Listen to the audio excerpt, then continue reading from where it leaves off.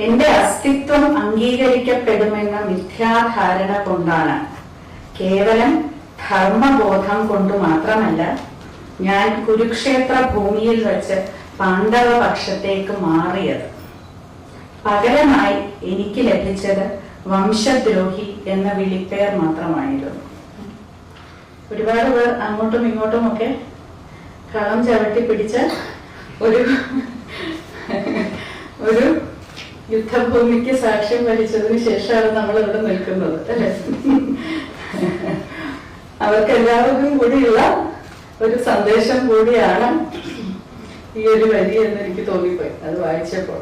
കേവലം ആദർശം കൊണ്ടോ ധർമ്മം കൊണ്ടോ മാത്രമല്ല, പക്ഷെ എന്റെ അസ്തിത്വത്തിനൊരു അംഗീകാരം ലഭിക്കും എന്നുള്ള വളരെ സ്വാർത്ഥമായിട്ടുള്ള ചില മോഹങ്ങൾ കൊണ്ട് പലരും നമ്മുടെയൊക്കെ ഇടയിൽ യൂസുമാരായിട്ട് മാറുന്നുണ്ട്.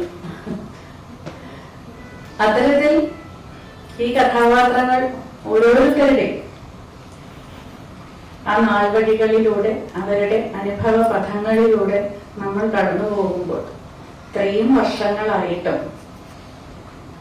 ഈ കഥകളിലൊക്കെയുള്ള സാരാംശം എന്നുള്ളത്, പൊരുൾ എന്നുള്ളത് എത്രമാത്രം നമുക്ക് ഇന്നും പ്രസക്തമാണ് എന്ന് കൂടി നമ്മെ പഠിപ്പിക്കുന്ന ഒരു പുസ്തകമാണ്.